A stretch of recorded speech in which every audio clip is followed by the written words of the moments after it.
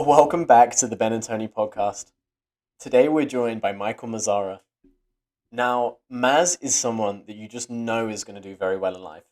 He's already done some really impressive things, and when you match those things with his creative, make it happen at all costs attitude, which you're going to hear a lot of stories on throughout, his ambition and his nose for opportunity, it's a recipe for good things to come in the future. Throw in the fact that he casually hangs around with Indiana Jones, and you can't help but thinking that Hermes may continue to favor him. I'm still not entirely sure why he tried to get that job at the Swedish embassy, despite not being Swedish or speaking Swedish. So if you do have ideas on that one, make sure you get in touch. Hey everyone, it's Anthony. Today we had a conversation with Mazz. Mazz, the intensity. Throughout his career, Mazz has been thrown into the deep end in very scrappy roles with limited budgets. And in these situations, Mazz has thrived because of his own tenacity, wit, and creativity. This has formed a powerful culture that Mazz brought to each of his roles and companies. An essential part of Mazz's career has always been sales, partnerships, and business development. Hearing him explain in detail his process makes you realize he's a world-class operator who will thrive in any business situation. Another major thing I picked up on was how much Mazz thinks very thoughtfully about what motivates people. From leading roles in HR and people, both at Bisnow and Summit, to his personal distinction between what people and why people. You can learn a lot from how Mazz has approached intrinsic motivation. You'll enjoy this one.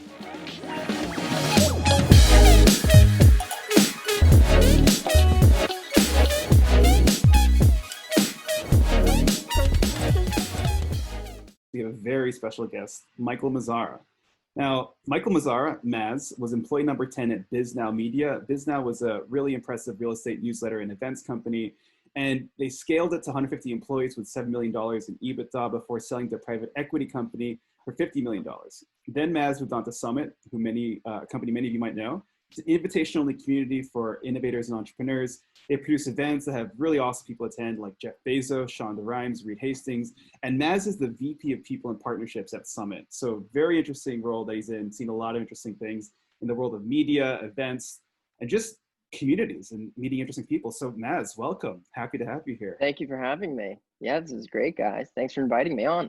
Of course. How did you get started? So, I mean, after college, after schooling, like you started working at Bisnow. Was that your first job? Like, how did that all happen?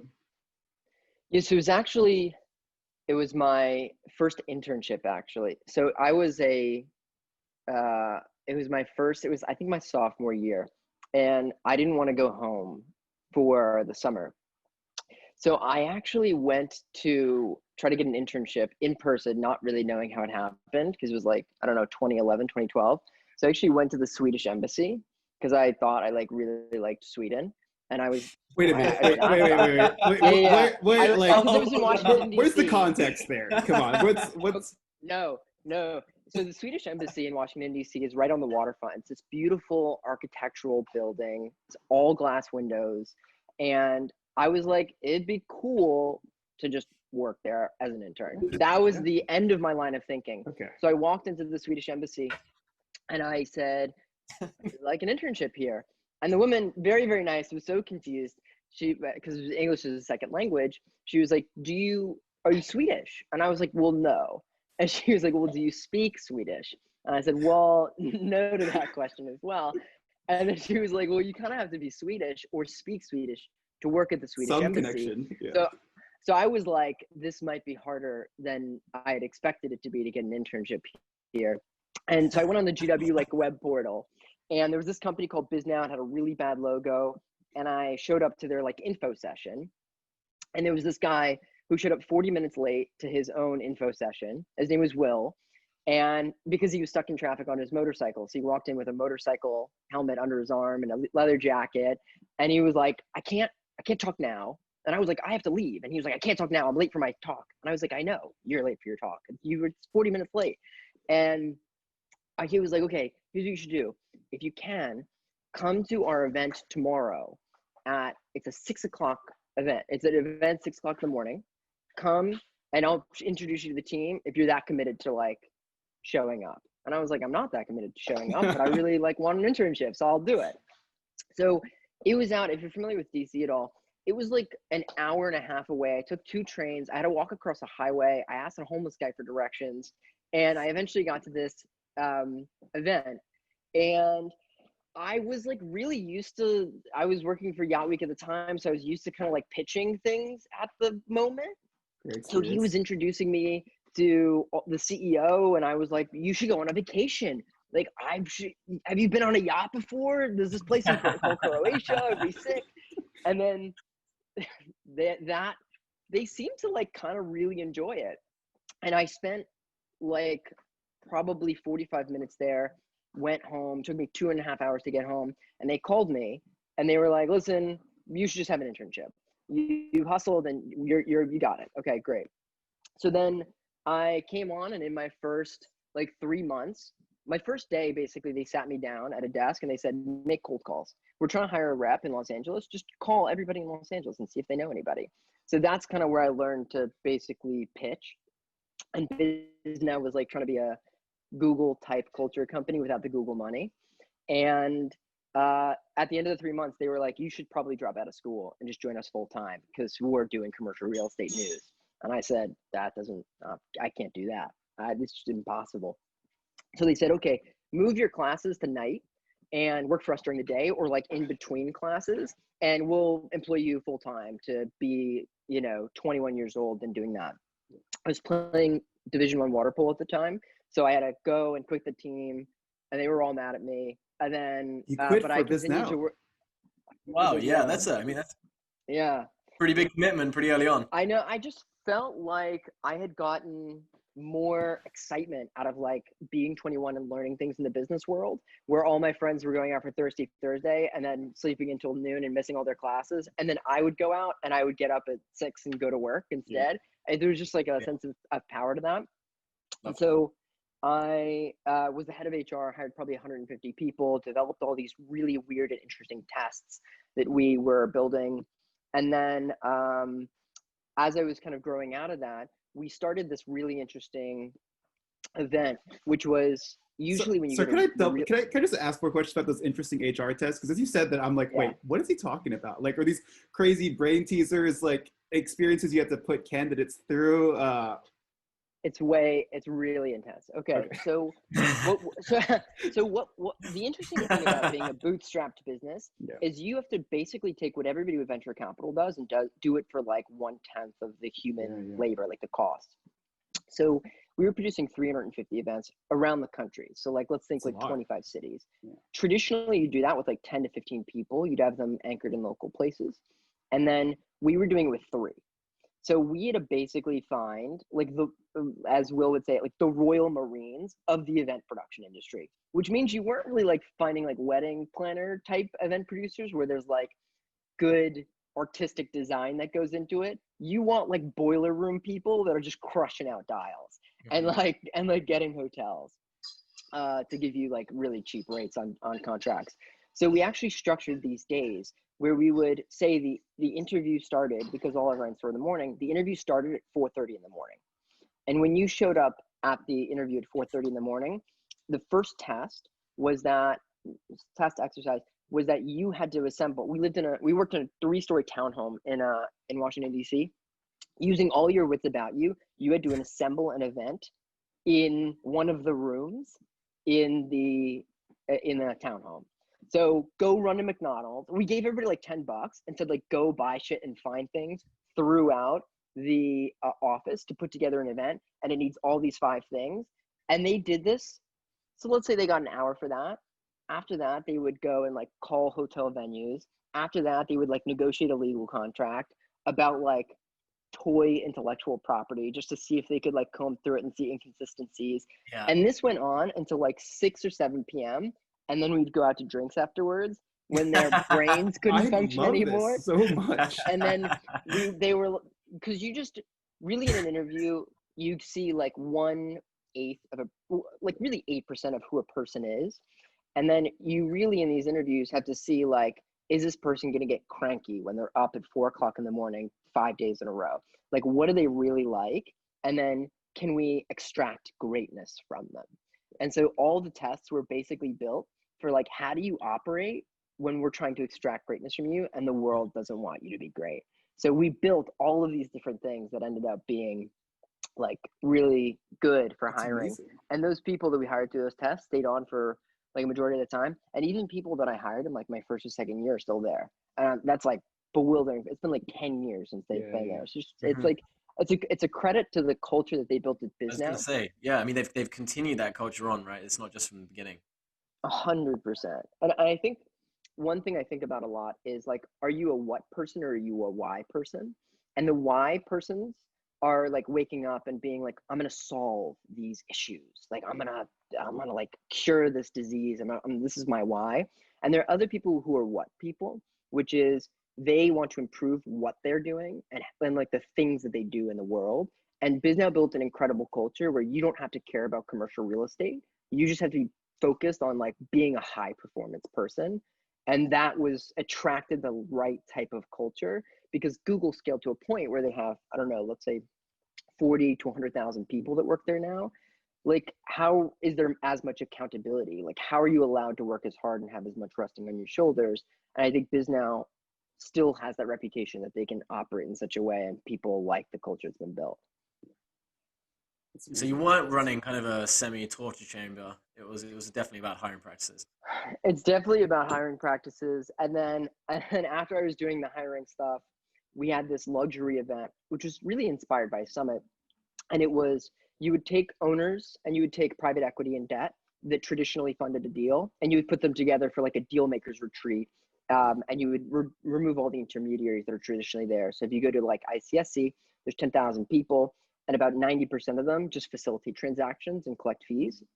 And usually all people are trying to do is just meet directly with different people who can invest in their deals. So we just said everybody else can't come and the people that are actually doing transactions can come. And they like that. And then in 2016, we sold it to a private equity company. So after 6 years, I got the opportunity to have my first transition. Yeah. Well, what was that moment like? So, I mean, we've talked to people on this podcast before about going through an acquisition. Sometimes it's scary. I mean, sometimes those acquisitions happen because the company's not doing so well. Sometimes it's super exciting where they think, wow, this is going to change my life. What led up to that in terms of the circumstances that Bisnow was under, who the acquirer was? And then when you're going through it, what was it like? Was the morale great? Or people worried? Things like that. Yeah, the interesting thing about going through an acquisition is like, so at that point, after being around for 6 years within a culture like that, you become kind of tenured, where that you're included in these conversations because you're a catalyst for like how culture shows up. You're employee number 10. And so, yeah, and so it's a sort of thing where the information, because I was like leading HR, is kind of like almost filtered through you into the rest of the company to make sure that, because there's sometimes even in small companies a disconnect between like what the executive team thinks and then what the rest of the team like feels, and you need advocates on your behalf to make sure that like everything is really being done altruistically, everything is being done with the benefit of the employees in mind. And you know, the interesting thing was I didn't even know what it meant really at the time in terms of its impact on me. I more just thought like I started to understand how an exit was contextualized. I knew that over the course of the 6 months, they were taking a lot of meetings with like all the strategic companies, which was like the national journals. And the most appealing part of the business, and when you go through and you actually start prepping your business, you start to understand these things. You get like represented by like a mergers and acquisitions broker, is that the company was bootstrapped. So that the value to a strategic company that maybe had all the email addresses already versus a private equity, what multiple you could command in terms of your sale price on your EBITDA was much higher. So it was the sort of thing that the private equity seemed to make the most sense because I had articulated that I didn't want to like go with the transition. I wanted to like leave after that with the other executive team that wanted to exit too. I was mostly kind of like culturally relevant, but less so like involved in the meetings because the meetings were about like the people that would carry on into new ownership. And so I had to send those parts out. So now Bisnow is owned by this private equity company, and the conferences are still going on. The newsletters are still happening. It's just that most of the team has moved on. So it was mostly the executive team that moved on. So I don't know, you guys have probably heard Ryan Beagleman on the My First Million podcast. So he was the one who was really like the main guy in charge, along with there was Mark Bisnow, who's the co-founder of the company, with his son Elliot.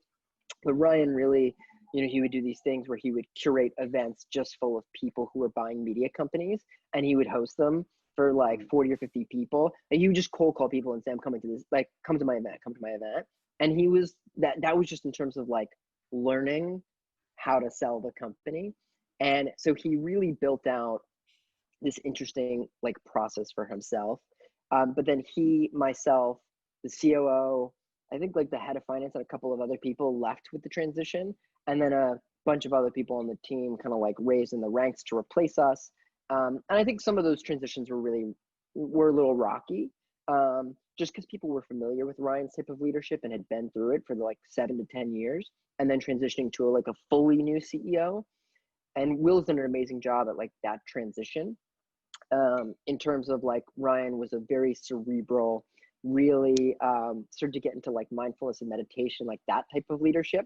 And Will was like Royal Marines, we are the military, storm the beaches of Normandy. This is how we're going to do it. And so to go for that cultural shift after a private equity merger felt like a different company, I think, in a transition, but ended up being, I think, to the benefit of the new people that came on after that. And they still retained a bunch of the core people that are major cultural contributors, and then, are kind of legendary in the local media scene within real estate now.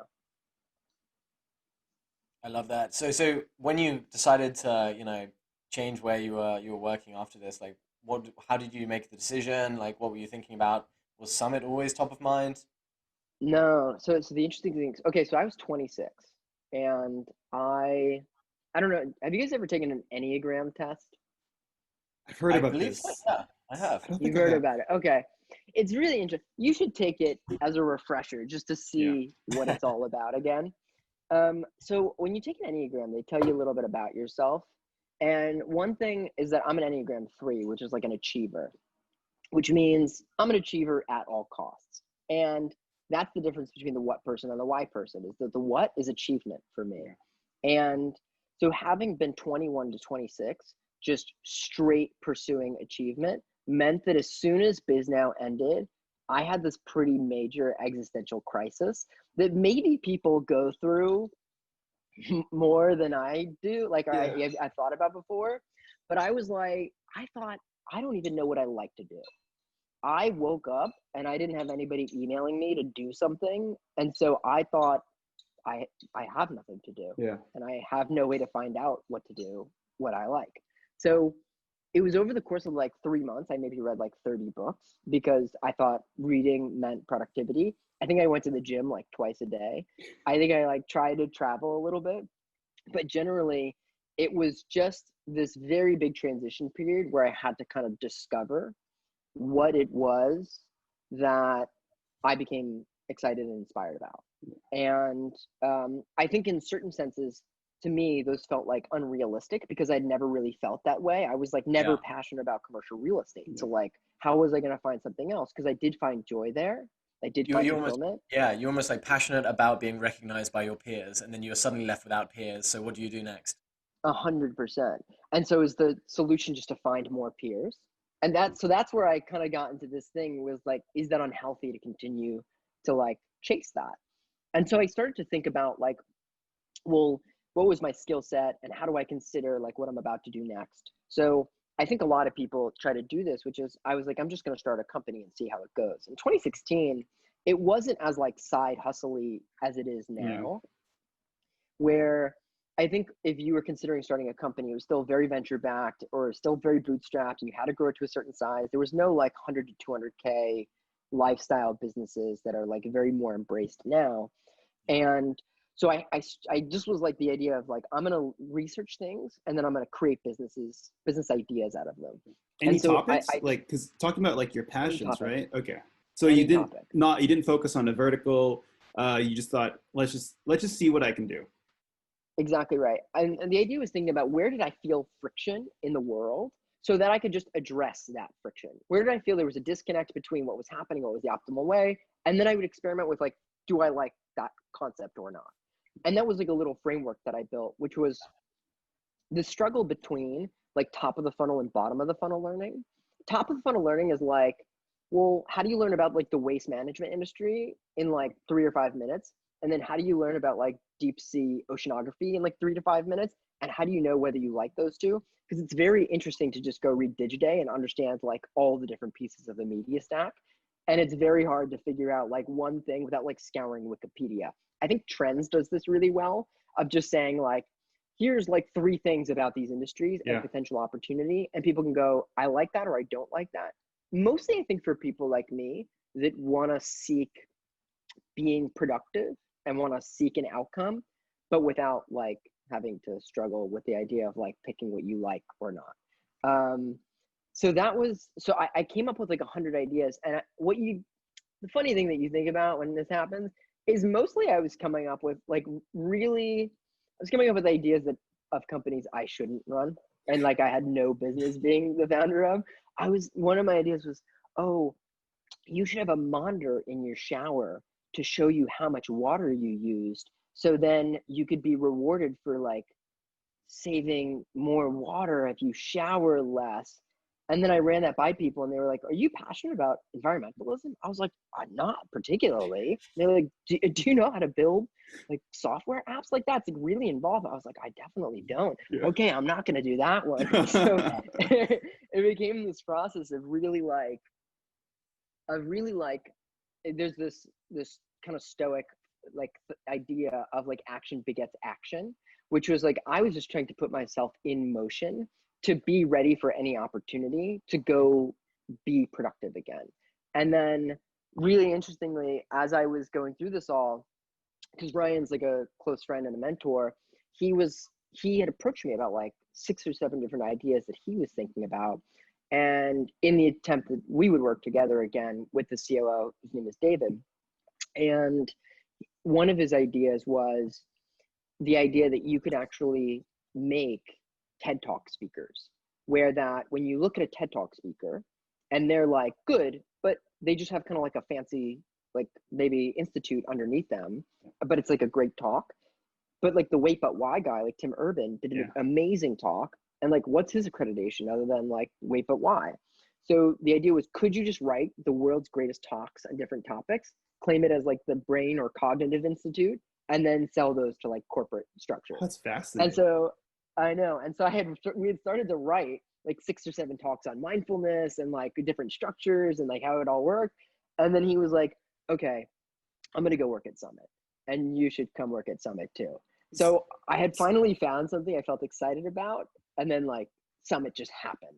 So Summit, I thought Summit was founded by the same team that founded Bisnow, right? So like, how did that come about? Because I find Summit such a fascinating thing. Like I'd never been, I think I got invited, but when I heard about Summit through like the past few years, I thought of it like a bougie Burning Man for tech media millennial people who are like in LA. And I don't know if that's the correct like perspective, but that was like my impression. It feels like it's everything that goes on behind the curtain goes on at Summit. Yeah. Okay. So I'm clear of a lot of the rumors. All true. Please do. Kidding. No. Okay, so essentially with Summit, the way it founded was, I think Elliot and Ryan who first started it, and they were looking to just independently surround themselves by better entrepreneurs, because it was 2008 in Washington, D.C. And most of the people that Elliot was surrounded by in growing Bisnow with Ryan were like old law firms. Mm-hmm. And they were looking at people like Josh Abrams, who started College Humor, and we're like, how do we build a business like that guy? And so they cold called. The story is like 100 to 1,000 entrepreneurs to try to get them to. Can I also just say, I've heard cold calling as a technique many times in your story already, and I just think I love that because I think it's underrated. But that's a separate topic there. But I love how like you brought up the cold calling thing again, and so much of the pathways to success have come through that. Yeah, it's definitely fearlessness. Yeah. And it's definitely like you want the person, and this things that you learn from being on the phone with somebody who doesn't want to be on the phone with you, which is if you're like overly yourself, people feel the need to like be themselves too. They'll like catch up to you a little bit. And so sometimes you'll use like interesting voices or you'll use different words. I heard somebody tell me in the real estate world, between us girls one time, and I continue to use it to this day because I thought it was so cute. This is I so don't remember his insightful. name, but I was like, this is incredible. One of my favorite phone calls. And so different colloquialisms will actually get people, I feel, just more on your level, and you can kind of warm people up and offer them an out. But yeah, so that's always been the strategy. And so they had brought a bunch of entrepreneurs. They put a bunch of money on a credit card, paid for everything to come out. It was like Blake Mycoskie, who founded Tom Shoes, Josh Abrams, the founder of College Humor and Vimeo. And they learned a lot. And what happened in 2008 was that usually when those guys are invited out to like all paid expenses ski weekends, there's usually a big ask at the end of it because it's like UBS wants to manage your money, or here's a bunch of software. And this was the first one that was really like non-transactional. And so they felt comfortable inviting their friends, and it kind of started to grow out of that. And so what happened was like Summit very much became, in Ryan's words, like a lifestyle business where it was really about attracting the type of people that they wanted to be around. And then there was ambitious projects like the boat, which was Summit at Sea. They would charter a Norwegian cruise liner of 3,000 people on a boat. And they would have, and then they acquired the largest skiable mountain in Utah, which is $44 million. They crowdfunded from people like Richard Branson, Sophia Bush, Reed Hastings, I think, is now a homeowner. And they were doing those ambitious projects. And Ryan was really just an operationally minded person. So he was like, Bisnow is the more attractive company for me to run because I see how to operationalize it and potentially get an exit and have a lifestyle that I want to live. And so they kind of diverged. And then we ran Bisnow for, I think, like, let's say 6 or 7 years. And then Summit kept running. And there would constantly be cross-pollination where the Summit events would happen. They would come over to Summit and be like, Summit, or like Bisnow guys, come work at our events and like, I don't know, like run our different studios and do the things we need to do. And so there was this cross-pollination, but then Ryan was always involved in Summit throughout the years. And then they had a previous CEO, his name was Matt Britton, who stepped away from the company.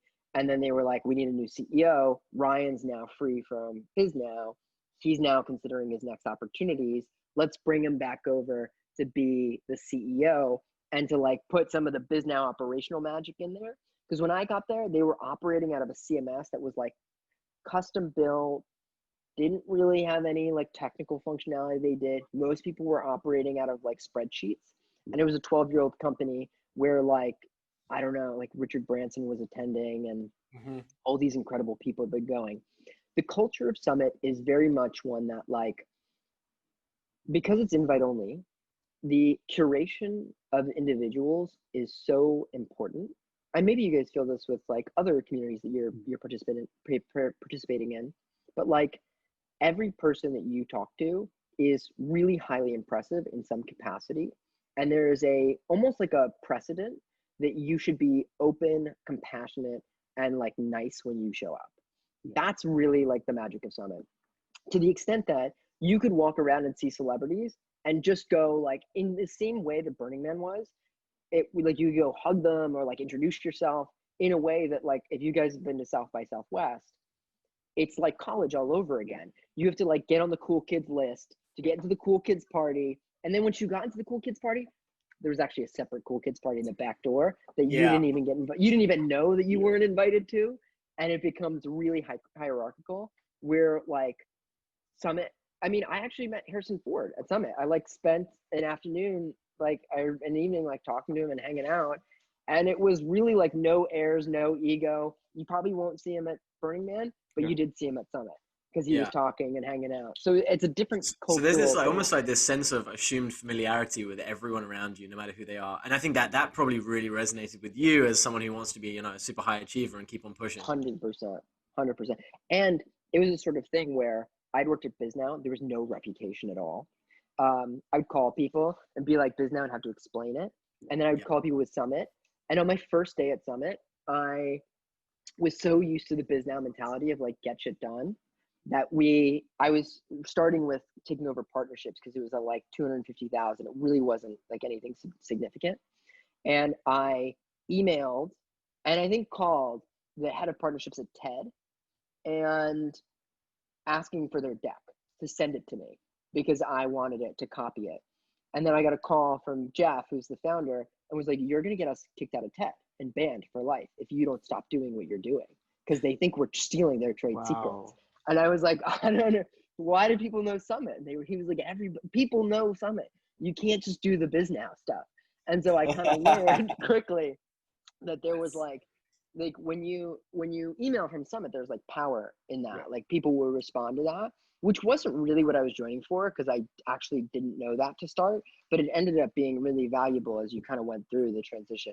So that's how I kind of ended up there. So the transition, it started with a lot of like existential, like who am I and like why do I exist and like what do I actually value and prioritize in my life, and then moved into something a little bit more like I know that I should prioritize being around people that push me, that I trust their integrity, that are long-term thinkers. And like Naval talks about a lot of this stuff now, but like it was for me the recognition that regardless of what I was working on, that those things were really important, which is why it made sense to join Summit. Sounds like an amazing community to be part of. Like, what was your day-to-day like? I mean, first off, you mentioned the Harrison Ford story. I'm sure you've got plenty of stories like that if you're happy to share some of them. But what was your exact role? So you're VP of People and Partnerships. Does that mean, again, like an HR functionality? Were you like striking partnership deals with, I don't know, corporations or like big investors, like different media brands? Yeah. Like, what was your day-to-day like? Because I feel like it must be really fascinating because you're in this very unique place. With very unique people who attend, very unique people who are partners. What was that like? Yeah. So with people, it's obvious, it's all the HR functions. So I came in, I owned that, and then I hired somebody beneath myself. I actually started managing and running the sales team, which was like our curation team, which is jumping on phone calls with people, qualifying them, having a second round of like, do we extend invites to these people, and then following up with them. So I ran that for probably 6 months. And at the same time, I was building out partnerships, which is our relationship with corporates. And man, that is such a hard job. Yeah. And mostly because the way that big corporations work is so much different from every like company I've ever been a part of. Yeah. Where right now, they're probably planning for 2022, if not 2023, in terms of their marketing spend. And in order to get some of these people into your ecosystem, you have to hustle so hard. It's crazy. So there's this, I started to understand all this like old world media advertising spend, like the handshake deals that really exist. If you're familiar with like MediaLink is Michael Kasson, a legend. If you guys know CAA, all these people basically are the most unbelievable human beings to actually like facilitate really good deals because they spend a ton of money on getting in front of them. They're really, really charming, charismatic people. And then there's me competing against those people for the attention of those CMOs and executives. Yeah. And so to close American Express, it took me 18 months to actually, from the initial conversation to actually closing them for my 2019 event, it took a year and a half. And it meant like inviting them to all the events, texting them constantly about what's up. And granted, I actually developed a kinship towards these people and it was like really nice, but it's also the sort of thing where it's like, well, they don't have executive power because they have to go to the CMO, and then you really like play this like really fine dance. So it was over the course of 3 years, I think I grew it to like $3 million in partnership revenue annually, and which was like the highest it's ever been. I was really proud of that. And then it all came tumbling down when COVID hit. Yeah. So and while you were building that, before we get into like how it came tumbling down, you know, do you think that the superpower that you brought to that and the reason why you were able to develop this kinship as you described it was because you were disarming, you were a little bit younger, you were approaching things in a slightly different way? Or do you think it was the gravitas of Summit that they just eventually inevitably wanted to be involved? Maybe it's something between the two. I think it's something between the two. And I will say one thing that I become like really emphasize as like a big priority or like a value that I have is like this concept of the third order pursuit. And the first order pursuit is like you send an email, and that's you're pursuing them, you send an easy thing. The second one is a follow-up on those emails. And the third one is like, I'm gonna get 4 to 5 people to send an introduction, a warm introduction to me and this person to get to that person. And I'm gonna get in that room. And most people lose a lot of like steam at the second one, and they don't really go the third level of pursuit. I think it's really important. And I also think like disarming is important. I think Summit has a reputation. If it wasn't like me, it would have been somebody else and they potentially would have gotten the deal. But they've been around for 12 years and like inconsistently like picking up and dropping off partnerships. And this was the one where like people were renewing every year, mostly because third order pursuits. If they missed my first 2 emails, I would call them. If I missed my call, I would show up to their offices. If they weren't doing this, I was doing something else. And fascinating fascinating to get, you know, if you want a proper warm introduction where they're going to be responsive and there's someone who's pretty unreachable, to get, you know, 3 or 4 different people to all introduce you to that person separately within the small time zone. I mean, you can just see that okay, if I was to get that, I'd be like, okay, I have to speak to whoever the hell that is. Because they played it so well. They care so much. Yeah. I mean, but you really, the thing that you have to do as well, which I would always warn everybody to, is that you have to do research about why that's the exact right person that you need to be introduced to. So for example, my asks with Summit, I don't need to meet Elizabeth Rutledge, the CMO. And so if I was asking for an introduction to the CMO, I'm wasting her time. And so I would know the exact right person that I needed an introduction to so that I could make the most value from that introduction. And it wasn't like wasted effort. And then those people got love. So it was those sorts of things where I would make sure like really correctly. And I would do this by, I made friends with everybody who sold event sponsorships for like South by Southwest, Forbes, New York Times. I met all of them and I would like sleuthily ask them, oh, like, who are you working with over there? Because I'm working with like the wrong name person. And they would go, oh, I'm working with the right name person. I'd be like, oh, I've heard that person's name before, but never talked to them. And so I would always like find ways to really like get into the flow of knowing who the right people were. And then I would like verify that against like 2 or 3 other people. So I'd go to Scott, who runs South by, and I'd be like, so who you're working with like Walter over at American Express, right? He'd be like, yeah, I'm dealing with Walter. I go, Walter's my guy. Now I'm going after Walter now. So I figured out like different ways to verify before making a bigger ask. Yeah, this is a masterclass, man. I'd love to like dive even deeper if that's cool. Like, do you have a specific example of a time where, because I don't know, like, did you learn this all on the fly? Or, I mean, maybe Bisnow was your like training ground to know how to approach this, but do you have an example of a story where, okay, someone who seemed unattainable or a company, you had to figure out, hustle your way to get in touch with them? And then also I'd love to learn more about like, how do event sponsorships work? Would it be like Amex is now sponsoring Summit, so they're like the partner and you have their logos everywhere? Or is it a little bit more of an in-depth partnership where, I don't know, there's like an Amex stage at the Summit events and stuff? Yeah, so everybody will work a little bit differently, and you kind of are at the behest of what the brand design is. And anybody who works in events knows that like some people, if you go to like Startup Grind, they have the space there and you can brand a stage, you brand a booth, you brand whatever. Whereas if you're Summit, you have a really premium product, which means you have Bob Pittman, who's the founder of MTV and iHeartMedia, and he's walking around, and if he sees a booth and he paid, you know, however many thousands of dollars to be at this event, he's just going to be like, this is kind of lame. So you have to like really elevate every single person within their experience so that they have an activation. So we sold activations, really small, like in the round kind of conversation speaking slots. And we did, dinners, like private gatherings. Okay. And we would basically make those, we would try to boilerplate them as much as possible, but really in going through this process, you have to cater to a really specific individual, to like what their vision is and then how that imposes onto the event. And in a lot of ways, if you guys read Morning Brew, you get it, right? Like ads, people don't dislike ads, they dislike bad experiences. Yeah. So turn an ad into a good experience and you're good. That's why it's a partnership instead of a sponsorship.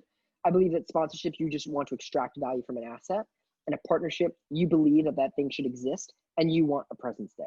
So I try to shift everybody's mentality to that. So the biggest deal was actually okay. So there's 2 American Express deals, both very proud of them. One of them was with the 10th anniversary of Shop Small Saturday, and one was with Centurion. And Centurion is the black card. It's amazing. They do really, really good things. And if you look at like LinkedIn, you can't tell who actually works in the Centurion product. There's like a handful of people.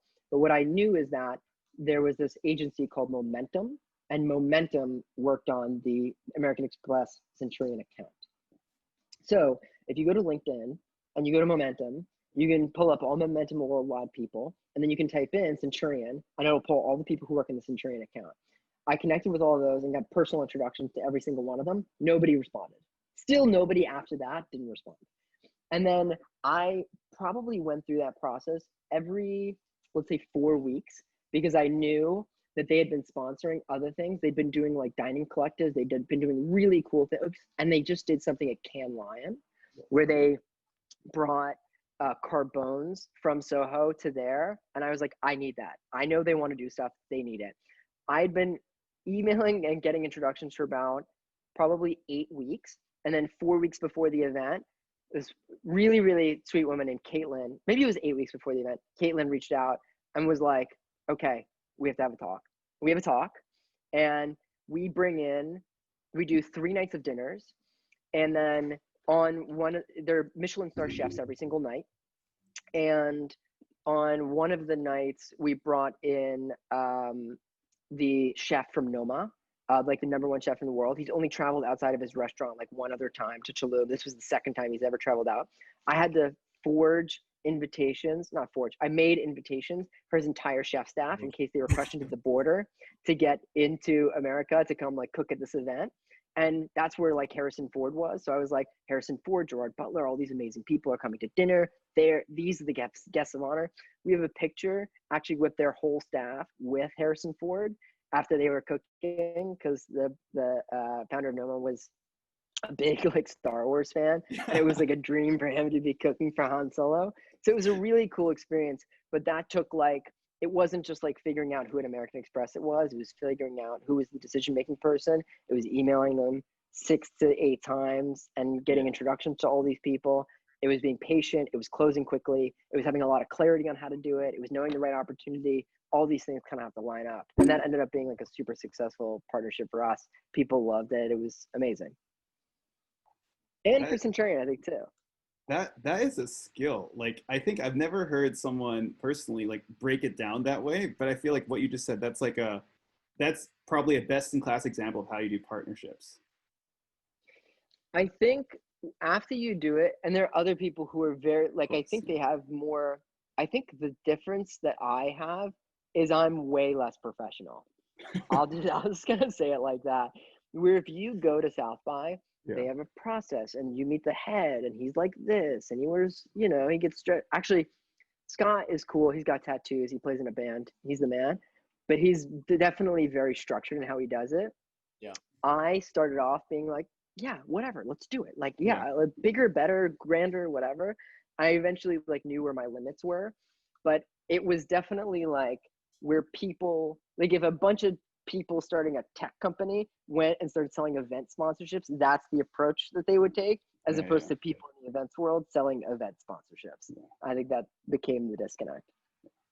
Also, I think people who are in like these kind of very, very premium circles of buyers, they're going to be tried to wooed like through process for so often. So you actually differentiate by just not doing that, by being a bit more informal and, developing a friendship essentially. Yeah. And the interesting thing about partnerships, which like when I talk to a lot of people in media today, or like in the events world, a huge part of it is like cultivated trust. Like that's why Michael Kasson is so successful, because they don't really look at contracts. They handshake deals, and they believe that the other person will uphold their agreement. Yeah. And if the other person doesn't, then there are ramifications that both agree that there should be ramifications, instead of I'm pulling a fast one and like, I hope this goes well. And Michael is basically every single time he shakes a hand going, or Mike Ovitz, or all these amazing people who've made great reputations, is like, when you should say, and Shep Gordon did this too. Shep Gordon, who managed Alice Cooper, never signed any contract. He said, if you want to leave, you leave. But I'm going to be, hopefully we'll have enough faith and trust in one another that you won't have to. And he's never had a problem. And I And you think can call that, I love that. You can call that old fashioned, you can call that outdated, but essentially, the moment you do a handshake, you're in a prisoner's dilemma with them. And your top thing Yeah. to do is cooperate for both sides. 100%. So And a big it's thing to actually, always, yeah, a big thing to always articulate is like, if this is how I'd say it. If this partnership sucks, then I'm going to have to start again from like square one next year when you don't renew. It's in my best interest. If Mhm. I'm super selfish, I want you to succeed. And I don't think most people articulate it in such a way, because they go, well, it's the event and you get the offerings with the event. And if you like the event, you renew. And if you don't like the event, you don't renew. And when I was convincing people to do it for the first year, especially when having not been to Summit before, it was like, all right, well, I gotta put my reputation on the line that I'm gonna fight for you. Instead of I'm not gonna fight for Summit, I'm gonna fight for you. And I think maybe that's just how I convince myself. Maybe it's a lot, just my interpretation, but I think that helped. How does things change now? 2020, of course, like the events industry has suffered a bit. Like I'd imagine those principles still remain the same. But I mean, both when it comes to the events industry, you probably have some pretty good insight on that about how things are going, and also Summit. How does 2020 change things? Yeah, so for Summit, there was this whole dance between like, how do we postpone our events and what's the language used around it. And I think that became a really hard time, because as people who bought tickets started to go through challenging times themselves with their families and their small businesses or big businesses, started to be like, I just put, however many thousands of dollars down to go to this event that now I don't know if I'm going to go on it, I'm going to get it back, I'm going to ask for requests. And obviously Summit takes that money with the intention that, that's deferred revenue until we recognize it, and that's cash in the bank, and that's how you pay salaries. So what we started to do was to kind of say, well, Summit has always really not just been about content. Like, content's been a good anchor of it, but what happens is Ryan used this term of like, we would Trojan horse a better experience than just a content festival. And what that means is, like, you look at Jeff Bezos as if he's speaking, and you're like, I can justify paying $3,000 for a ticket to that. And then you show up and you don't even go there because you're doing so many other things that are like more valuable, or you met somebody that's more important to you, but you could justify the cost against seeing what you could liken to something else. And then you come back year over year because you like the experience, not you're like, I didn't see Jeff Bezos. I just did this other thing. That's so interesting. It's like you'd buy a ticket to Paris because you know the Eiffel Tower's there, but you fall in love with the bakery up the road and you never actually go and see it. Yeah. And you just keep on coming 100%. back for that experience. And it's like, oh, you saw that, or you saw it once, or you saw it on a screen, but like the bakery, it pays returns, man. You get to think that you order from the bakery, like when you're back home and you have an attachment to it. So all these sorts of things meant that, like, when you start to pivot to a virtual event platform, you're really competing just in the attention economy. And that means you versus Kanye West versus a fitness instructor are all competing for the same like time. And I don't think that made the most sense for Summit. And so we didn't really do anything there or invest that much into there. What we started to do was we started to develop this concept late last year, mid last year, which was the idea of an in-the-round discussion that was similar to YPO. And for a handful of reasons, YPO is an amazing thing if you understand their model, which is about $10,000 to $15,000 to join.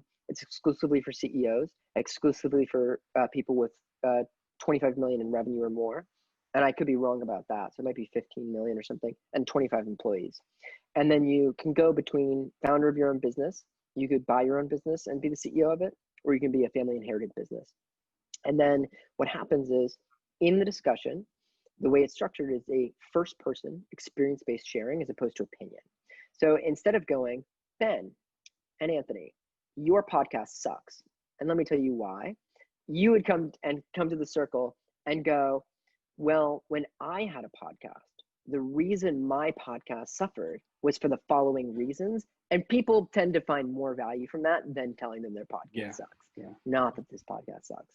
Definitely not. And so what happens is they can actually, once you get inducted into YPO, they're very hands-off. You just end up in your group, mostly because they have the faith that all these people at a similar level will have like relatively the same things to talk about in any group that they wind up in. And that's kind of like medium okay. And so what Summit did is saying, well, you can be at any level. We're just going to go through a more thoughtful process and say, you're not just your title. You're a human being who's struggling with laying off your employees. And I'm going to put you with somebody who thinks about that. You're a human being who wants to be on a board of directors for a nonprofit. I'm going to curate you with the head of a nonprofit that's going to introduce you to a bunch of people that knows how to do that. And so we started to build these really serious intakes and these really serious programs to actually build out a membership model for Summit. We've been operating that since March. And it's been going really well. People seem to like it. We probably have put together like 30 or some odd groups. And yeah, it's going pretty well as of thus far. I've transitioned away from events probably picking up mid next year, hopefully. Yeah. Let's see. In this 2020, I think everybody's gone through a lot of transition. And I know that you had a very, very serious big moment in your life when you got a dog. Is that right? I did get a dog, and the dog, I don't know if you guys are the same way, but when I was at Summit and even at Bisnow too, every moment was really dedicated to like progress. Yeah. It was like, if I'm not on this call, I'm sending another email or updating this thing or trying to get this person to take a meeting with me, all these sorts of things. And then with a dog, it became the sort of thing where I had to like stop for like hours in the day and not do anything on a Monday. And train that dog like, so it's the best trained dog ever. It was like crazy to me. And because he would like go out, and he's an amazing dog. He's a little rat terrier, but usually dogs exercise like 2 or 3 times a day. Towards the beginning, my dog needed to go to the park 5 to 10 times a day to get his energy out, which means 5 to 10 times a day, I wasn't taking calls, I wasn't sending emails, and I was having kind of like panic attacks throughout the day. Like I couldn't enjoy being outside. I couldn't enjoy being a dog owner. And so the thought that I kind of had, which got me through the transition, was actually like a mantra that I kind of taught myself, which if you're familiar with the concept of a mantra, it's mostly taught in transcendental meditation. And the idea is that meditation is really dedicated to silencing the mind and focusing on the present moment. Because usually our minds are very predictive, as in we want to anticipate what like this podcast is going to be like, or they're very reflective. And so everything that really comes up, every thought that comes up, if you sit down and try not to think about anything, is either saying what's going to happen or what happened, and making up creative stories about that.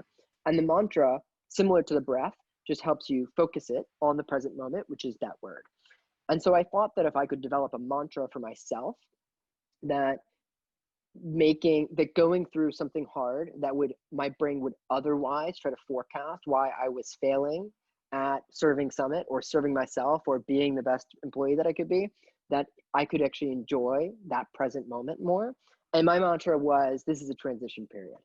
I would just say that to myself the whole time.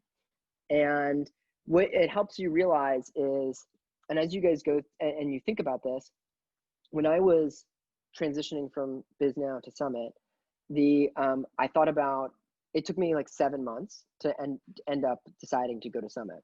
Now, if I said that was 5 months, would it have made a difference? Or 6 months, or 8 months, or 9 months? Now that I'm like 5 years into the future, that 30 days plus or minus on both ends, 60 days plus or minus, really doesn't matter. Yeah. And you really have to go through that process while enjoying it.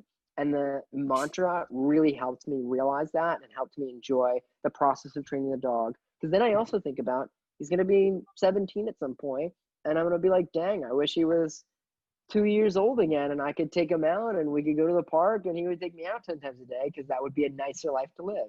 So the transition period allowed me to realize it's not forever. It's the next, 6 to 12 months that I have to train this dog to be the way, like to cohabitate with humans.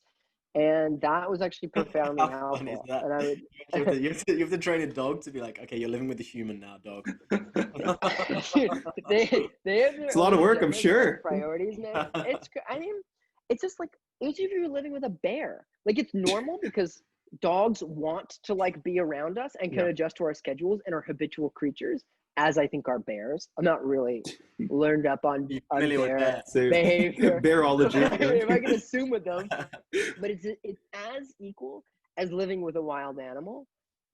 But we just consider them domesticated, which is at a lower risk of attacking us or needing to, I don't know, kill something external. Yeah. I don't know.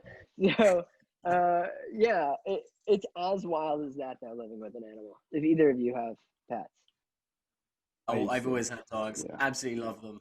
Absolutely love them. And I think you're completely right. They give you like a small sense of break, and they allow you to kind of come into what you need. You have more responsibility beyond yourself and what you want to achieve, right? It's That's like right. this thing will die if you don't feed it now.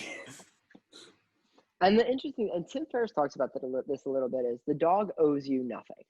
Yeah. So you can go and be like, I just took you out. But that doesn't really matter. He What do you still want wants to from do me? something now. Yeah. He wants what he wants when he wants it, and that's it's humbling. And people talk about it when you have kids, and obviously I don't have kids yet, but it's the sort of awareness that some priorities exist beyond your own. Yeah, yeah. Well, we spoke to someone the other day who is kind of a new father, or a year into being a father, and he said the moment that he had a child, like he suddenly realized that he's just not the center of his own universe. Yeah. And that there's so much more responsibility beyond himself. Yeah, it's I always make the joke that it's kind of the same thing, but it's totally not the same thing. So, me compared to your other podcast guest, first child, we won't play this episode for him. But Maz, no, I was fascinated as well. Like, while you were at Summit, you must have seen over the years of being there, various opportunities come up within the circles that you're operating in, and interesting things that people are looking into. Are there any kind of hello? There he is. There he is. What are there any kind of you mentioned in the beginning as well that certain topics have never kind of stuck out to you. It's more about the achievement within them. Are there any kind of topics that have emerged that's like super interesting to you during your time at Summit? Yeah, so there's two thoughts that I have on this. Okay, so my first one is in thinking about like what I would do after Summit. And this has to do with like transitioning and what's next. I discovered this like phenomenon that I articulate to people, and some people really resonate with, and some people don't really understand. But I'm like labeling it the explorer problem, or the explorer like paradox, or whatever thing falls without it, which is the idea that like discovery for outcome-based people is very hard, or for action-biased people is quite hard. Meaning that like when you were Christopher Columbus, I can't think of a better explorer. He's not a great example, but he's an example. So let's say Christopher Columbus, he was sailing into the ocean with just a compass for like 60 days. And then everybody kept coming up to him and going, are we any closer? And he was like, I don't know. I got this compass. It's like, we're probably going in the right direction towards something that I think. And you just kind of have to keep searching without actually finding any land and going, I'm still making progress. Yeah. Which ends up being the sort of thing where discovery can feel like this long process of you end each day having more knowledge in your head, but being like, did I actually accomplish anything? And it's super challenging for people that's usually transition from a job that's super outcome oriented to one that's like now is not outcome oriented. And they find the need to like fill their time with things that like give them commitments, as opposed to think strategically about where they actually want to end up in their career, and thinking mindfully and like consciously about it. The things that I've kind of come across that I find the most interesting is number one, the micro private equity world. And this kind of all originated, I had a friend who had an affiliate business that had been shut down, and it had been at its like height producing like hundreds of thousands of dollars in profit, but it was like kind of dwindling down and returning a little bit of money. And I thought the idea could be that I could like buy this company and rehab it so that it returns to its original greatness. It was basically like a curated Amazon marketplace. And I went through this process of like, it's this interesting balance between being a financial mindset while being an operator. And the cool thing that happened was Andrew Wilkinson from Tiny Capital came out and started to say, well, micro private equity isn't really just a financial vehicle anymore. It's not just about like in the 1980s when KKR, it's not just like, you know, raise huge sums of debt and then like sell off different assets. It's like buy a business, it does 100,000 a year, live on that 100,000. You don't have to come up with an amazing startup idea or be an engineer. You just have to keep things moving. Yeah. And I thought that was like really profound. And I think people are catching up to that now too, which is that if we could all do this while owning a business that somebody else has made, and then we could each make however many $100,000 we need in order to do that. You buy 2 or 3 businesses, and then you spend your day podcasting. You put general managers in charge of all those people, and you only need a very small amount of capital yourself to do that. And I think it's like an amazing secret that's not yet out, or everybody that's doing the communication in the space right now is still communicating it for like an audience that like wants to get rich quick, as opposed to an audience that really understands how to operate a business and that this is a vehicle instead of going to Silicon Valley. So I think that's really interesting. And then I think the other thing that I'm really interested in is— I just want to jump in on that one. I mean, I find that it's completely fascinating. I think, you know, one of the things that you would say would prevent folks from doing that, not if you've got capital, right, is knowing how to operate a business like this, and how do you keep it running, but also how do you take it forwards? Because, you know, typically private equity is a lot about kind of brick and mortar businesses, and actually, I mean, there's huge variety within it, right? But how do some of the biggest things that private equity folks want to do now is think about how do we digitize this business? How do we take this thing that's been brick and mortar for the last 20 years and take it into the internet age? Is that like something you're thinking about? So a business that I'm looking at acquiring right now is exactly that. It's a print magazine that's been around for 30 years, and it is the time to move over into a digital format. And I was just reading yesterday, The Generalist by Mario Gabriel. I don't know if you read him at all. He's great. And he was talking about Barry Diller. And Barry Diller basically was looking at a handful of different industries that were very slowly moving into like a digital space, so analog to digital. So dating, it was like when he started to buy companies for Match.com, it was 5% of dating that was happening online, and he bought the major players in that space. The smart way to do it, which is what Tiny Capital has done, is not to say that you're going to buy Shopify, which is like following an e-com trend, but why don't you buy a services business that services e-com stores or services Shopify, and find the transitions. So if we're saying that no code is a thing right now, or podcasting is a thing, what are the little small SaaS businesses that come out and will stay small that you could buy right now? That's not go buy all of Spotify, because that's probably what Interactive Corp would do. IAC is like buy a 40% stake in or like, let's say 10% stake in Spotify, and then like use that to like control some marketplace. But for people of our stature, we can like ride that wave and just keep a little bit ahead of it. And so the one I'm looking at right now is analog to print. Still, most of the competitors are analog and print, and moving it over to a digital space. And so if this model works, it can be replicated, and it's a couple businesses that somebody could own. So that's definitely one trend. And I think the interesting thing about the space is where there's a lot of coverage around the real estate buying and flipping industry. Just as personal investors, it's a very predictable model where like you buy it, you rehab it, you lease it up, and you either sell it or you continue to operate for cash flow.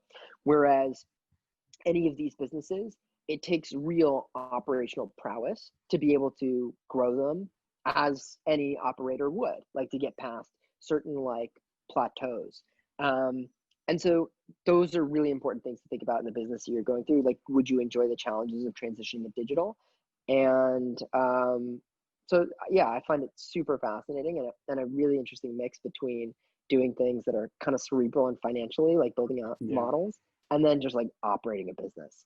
So I think it's on its way up. We're in early days. And that's so interesting because I mean, what previously we've seen over the last kind of like 5-10 years, there's been a huge influx of uh, operating partners at big private equity companies. And essentially, what you're saying is that an operator can be a micro operating partner and buy their own businesses, which is a huge, interesting opportunity.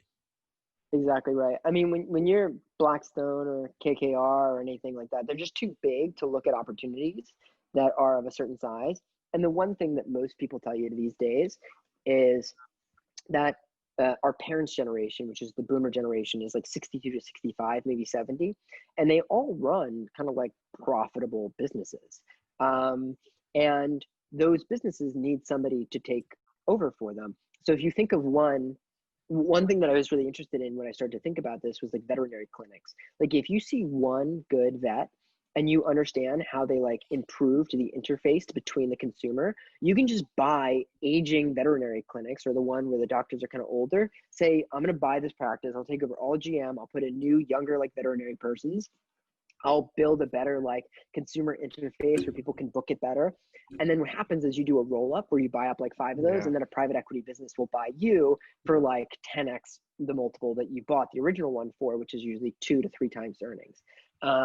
So those sorts of things where once you hit a certain scale, you become 10x. So then you play on the arbitrage play where you bought all this cash flow for 2 to 3 times earnings. And then once you hit a scale, it trades for 10 times. You can just go on a crazy buying spree. Yeah. Now that takes a lot of risk. Like you really got to understand, like you probably have to have 5 of them lined up at the same relative time to be able to do this.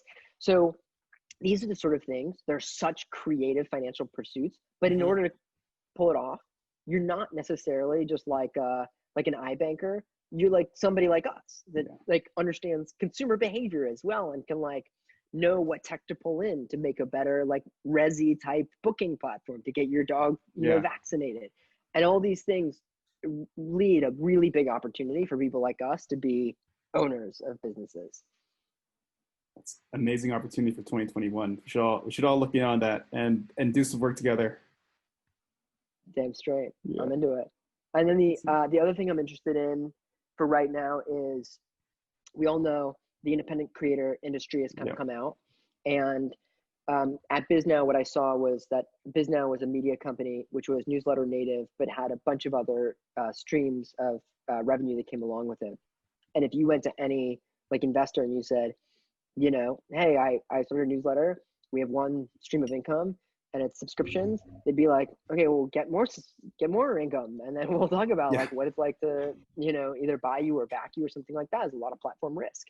And so, and people are starting to talk a lot more about this now, but the idea to help creators diversify revenue and take off a lot of the operational burdens of running their own businesses is a really appealing opportunity, which is how do you make it more marketable, or how do you make it so that advertisers know what they're getting when they sponsor your product? How do you build in growth mechanisms? How do you deal with like customer service requests and let the creator just like create? And I think the one person who's really inspired me, I listened to a podcast this morning, Bob Pittman. And what Bob Pittman did was he said, I'm going to found MTV because musicians need another platform to monetize trust. And so what I would think about is these newsletters makers and podcasters like yourself have developed the trust. Somebody needs to help you rent. And so you build it, I rent it, is my premise right now that I'm continuing to think about. It takes some good fundamentals, and I think somebody should do it. Amazing.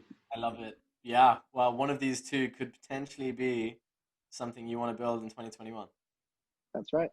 So I'm considering all these different things. This is the what's next. This is how to think about it. These are big, evolving, growing, ethereal industries with a lot of opportunities in them. And I think you just got to be selective about what's the right opportunity for you.